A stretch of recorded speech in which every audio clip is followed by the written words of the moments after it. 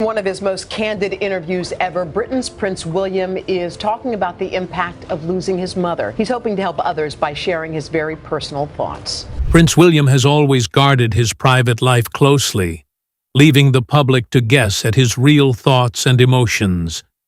Now, the Duke of Cambridge has chosen to speak out, revealing the hidden truths that have weighed on him for decades. What he has shared will change how we see the future king forever. From living in the shadow of Princess Diana's legacy to navigating the pressures of royal life, this is Prince William as we've never seen him before. Get ready to follow a story that has been decades in the making. My mother would have known that she'd been deceived. She was failed not just by a rogue reporter, but by leaders at the BBC who looked the other way rather than asking the tough questions.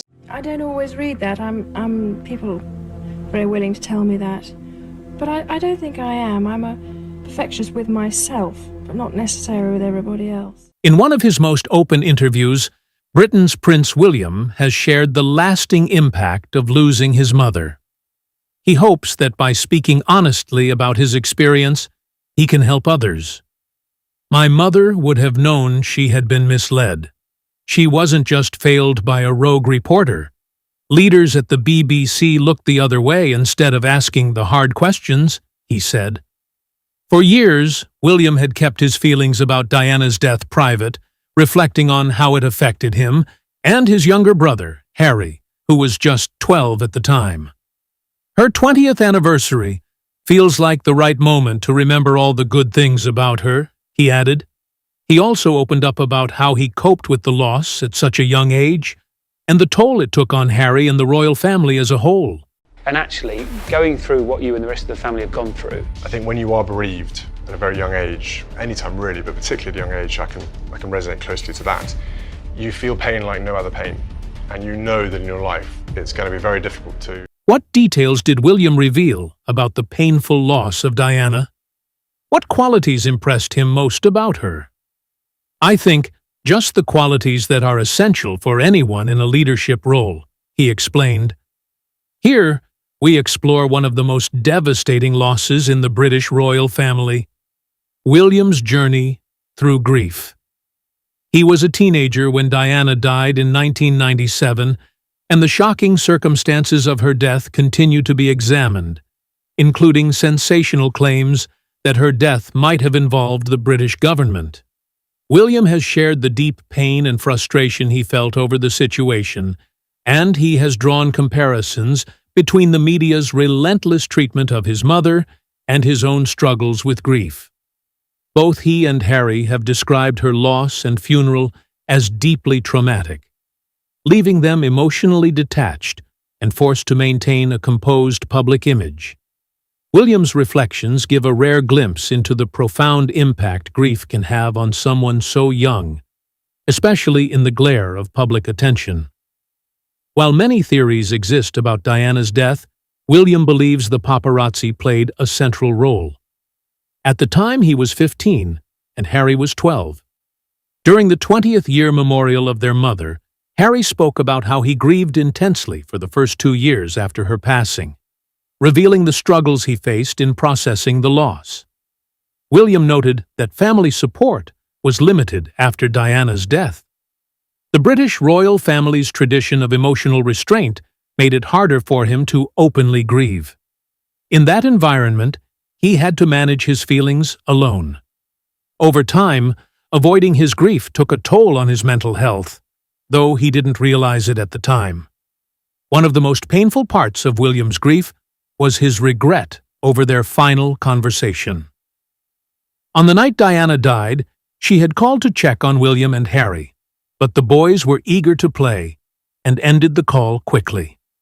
William later said he would always regret that moment, wishing he had spent more time talking to her.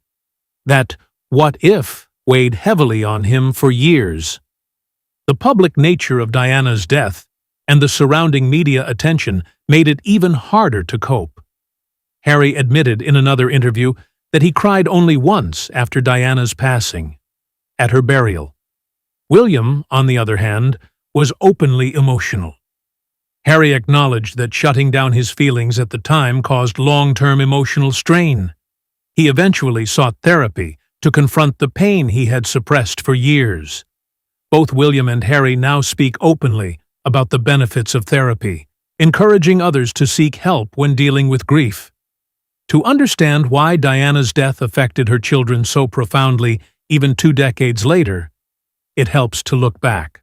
Her 20th anniversary year feels like a good time to remember, all the good things about her. And those shocking allegations about Princess Diana's death. Authorities now reviewing the new and sensational claim that she was actually murdered by the British government. In late August 1997, Diana, who was 36 at the time, had recently divorced Prince Charles. She was preparing to start a new chapter with Dodi Fayed, son of Harrods owner Mohammed Al Fayed.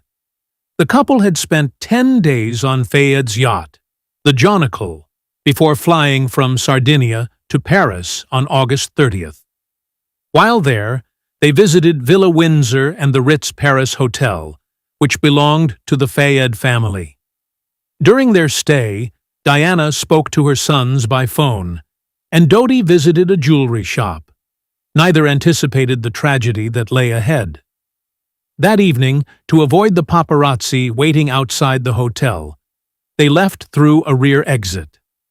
Henry Paul, the deputy head of security, drove their black Mercedes-Benz with Dodi's bodyguard, Trevor Rees-Jones, in the front passenger seat. Diana and Dodi were not wearing seat belts, though Rees-Jones reportedly was.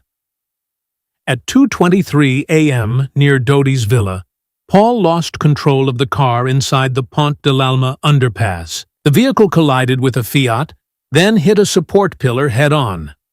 Reports indicated the car was traveling well above the speed limit. The crash caused severe damage to the front of the car.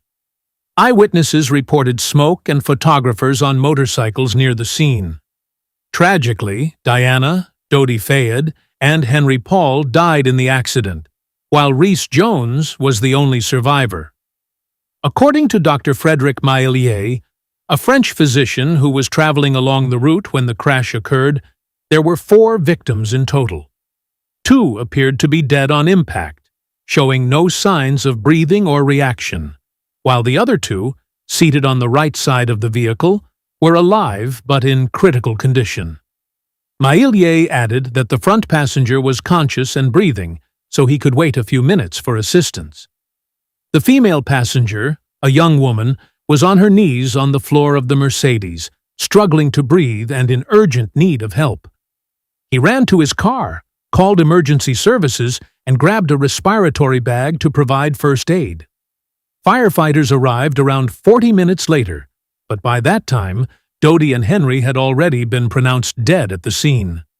Tragically, an eyewitness revealed that 7 photographers, including paparazzi, were present but did not attempt to help. They focused solely on taking pictures and videos of the accident. As firefighters worked to free Princess Diana from the wreckage, her reported last words were, "My God, what's happened?" Once she was pulled from the car, she suffered cardiac arrest. Despite efforts to revive her, including open-heart surgery, she passed away at 4 a.m. Even today, Princess Diana's death continues to stir questions and controversy. Many remain uncertain about the cause of the crash. One major point of concern is that the driver, who accompanied Diana throughout the journey, had high levels of alcohol in his blood according to the autopsy. Numerous theories have emerged, and more details continue to surface, including suspicions of foul play involving the royal family or British intelligence. Mohammed Al Fayed, among others, has insisted that a deliberate plot was behind the deaths, while some point to the aggressive pursuit of paparazzi as a contributing factor. One of the most debated aspects of the case involves a white Fiat Uno allegedly seen at the crash site. Witnesses reported spotting the small car in the tunnel, and traces of white paint were later found on Diana's vehicle, suggesting possible contact between the 2 cars. French investigators attempted to locate the Fiat's driver, but no one was conclusively identified. Attention briefly turned to Le Van Than, a taxi driver who owned a white Fiat Uno and reportedly repainted it shortly after the accident. He denied involvement, and the investigation did not pursue him further. The inability to trace the Fiat's role has led many to speculate that the crash was more than a simple accident. Princess Diana herself added to the suspicions. In a letter to her butler, Paul Burrell, written months before her death, she expressed concerns about a plot to stage an accident. She mentioned fears of brake failure that could result in severe head injury and even referenced Prince Charles in connection with the alleged plan. The precise nature of her prediction fueled widespread suspicion. The role of Henry Paul, the driver, also remains controversial. The autopsy showed he had a blood alcohol level well above the legal limit. Some investigators labeled him a reckless driver, claiming he sped to evade paparazzi and put everyone in danger. However, footage from the Ritz Hotel appeared to contradict this, showing Paul behaving normally, without signs of significant intoxication. Questions about the autopsy findings have persisted. Paul's family raised doubts about the reported high carbon monoxide levels in his blood, and some medical experts noted that his behavior did not match typical symptoms of poisoning. Professor A.O. Johnston, a clinical pharmacologist, questioned the authenticity of one blood sample and the unusually consistent results across multiple samples. These discrepancies have led to speculation about potential manipulation of evidence. Another conspiracy theory claims that Diana was engaged and pregnant at the time of her death. Mohammed Al-Fayed has repeatedly stated that Diana and Dodi were murdered to prevent her from marrying a non-Christian. He also claimed she was pregnant, though the official autopsy by Dr. Robert Chapman found no evidence to support this. Dr. Alan Schiller, head of pathology at Mount Sinai School of Medicine in New York, disputed the British autopsy results. Subsequent tests of blood from the wreckage confirmed the absence of human chorionic gonadotropin, a hormone indicative of pregnancy. Friends close to Diana also stated that she was not pregnant and was using contraception. These findings directly contradict claims made by Al-Fayed and other conspiracy theorists. Richard Tomlinson, a former MI6 officer, made controversial statements claiming that British intelligence played a role in Princess Diana's tragic death. He alleged that MI6 monitored her, had ties to her bodyguards, and may have been involved in orchestrating the crash as part of a larger plan. While official investigations have dismissed these claims, they continue to fuel public interest and conspiracy theories. According to Tomlinson, Paul Henry was reportedly providing MI6 with updates on Diana and other members of the royal family. However, evidence undermining Tomlinson's allegations appeared in drafts of a book he wrote about his time in MI6 before being jailed in 1998 for breaching the Official Secrets Act. Questions have also been raised about how French authorities managed the crash site immediately after the accident. The tunnel was cleared, cleaned, and reopened to traffic just hours after the crash. Normally, a site of such high-profile importance would be preserved for a thorough investigation. Critics argue this quick cleanup may have removed key evidence. Witnesses at the scene reported that police never contacted them, and specific accounts, including those mentioning a white Fiat, were ignored or dismissed. Some see this as evidence of a cover-up.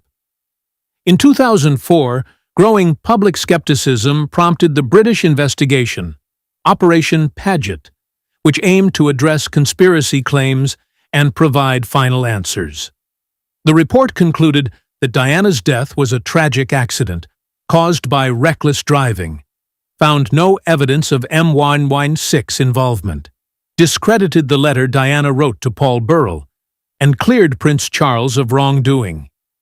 Adding to the tension, Prince William's relationship with his father and brother has been strained in recent years. The details of their family struggles reveal shocking emotional divides. Tensions between Harry and Charles are ongoing.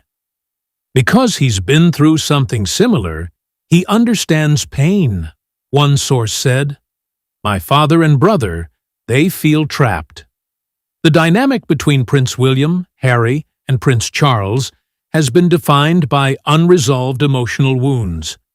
The Duke and Duchess of Sussex were reportedly asked to vacate Frogmore Cottage in January, shortly after Harry released his memoir, Spare. Their bond, shaped by shared grief and royal expectations, has been tested further following Diana's death. For William, losing their mother at a young age was defining, leaving him with feelings of abandonment and disappointment in Charles. While Charles focused on royal responsibilities, his children often felt emotionally neglected. One key source of tension stemmed from Diana's troubled marriage to Charles. While the world admired her as the people's princess, she endured emotional hardship due to Charles's relationship with Camilla Parker Bowles. Diana's remark that there were 3 of us in this marriage highlighted that strain. Witnessing his mother's unhappiness had a lasting psychological effect on William. He has expressed that his father could have done more to support and protect Diana. That feeling resurfaced after her death, as William felt Charles prioritized Camilla and royal duties over his role as a parent. The situation was complicated further by a letter Diana wrote before her death, claiming her life was in danger and referencing fears of a staged accident. While official investigations found no evidence against Charles, the letter contributed to suspicions and likely influenced William's distrust of his father and the royal system. Harry's later feelings of vulnerability within the royal family mirrored Diana's sense of danger and lack of protection. After Diana's death, Charles assumed the dual role of parent and public figure. He made William and Harry walk behind their mother's coffin, creating an iconic but emotionally taxing image of royal composure. Though admired publicly, William later described the event as traumatic, comparing it to an out-of-body experience. At only 15, he was expected to appear strong while processing deep grief internally. William later criticized this approach, saying it forced him to suppress emotions rather than process them naturally. For both William and Harry, Charles's emphasis on maintaining a stiff upper lip reflected the royal family's tradition of prioritizing appearances over emotional well-being. The family strain continued during Harry's marriage to Meghan Markle. As media scrutiny intensified, Harry sought support from his father, but Charles allegedly stopped responding. Every time I tried privately, there were briefings and stories planted against me and my wife, Harry said. The family motto is, never complain, never explain. He described this as one of the most painful betrayals, reinforcing the perception that Charles was unwilling to challenge the system. William and Harry saw parallels with their mother's experience, where Diana faced relentless media attention with limited protection from the royal family. Charles's inaction reinforced the monarchy's indifference to the personal struggles of its members. The children's frustrations with Charles are rooted in differing views on duty. Charles views duty as central to being royal, while his sons see it as something that often sacrifices happiness and emotional health. William's openness about therapy and mental health reflects a generational shift. Unlike Charles, who internalized grief and maintained a tough public image, William has chosen to address emotional wounds directly, challenging royal norms. The tension between father and son reflects a larger clash of values. Charles emphasizes monarchy and protocol, while William seeks to break cycles of generational pain. He has committed to raising his own children in a more emotionally supportive environment, continuing Diana's legacy of prioritizing her son's well-being over strict royal expectations. Following the immediate aftermath of the crash, the world plunged into a state of mourning unseen in modern history. The floral tributes piled outside Kensington Palace and Buckingham Palace stretched for miles, a sea of cellophane-wrapped bouquets and handwritten notes. For William and Harry, this public grief was a surreal backdrop to their private turmoil.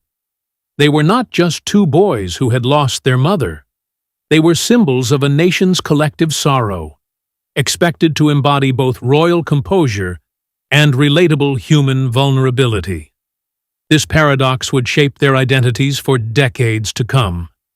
In the years that followed, William channeled his grief into a steadfast commitment to duty, but on his own terms. He pursued a career in the Royal Air Force, served as an air ambulance pilot, and gradually took on more royal responsibilities. Yet, beneath the composed exterior, the wound remained fresh. It manifested in a fierce protectiveness over his private life, particularly when he began courting Catherine Middleton. Unlike his father's era, William was determined to shield his relationship from the relentless media scrutiny that had tormented his mother. He famously used a private investigator to check for any phone hacking directed at Kate, and when photographs of her topless were published by a French magazine, he did not hesitate to pursue legal action. A stark departure from the royal family's traditional "never complain, never explain" mantra. Thank you for watching. What are your thoughts on the French investigations into Princess Diana's death? Share your opinion in the comments. If you liked the video, please like, share, and subscribe, and check out the next video on your screen.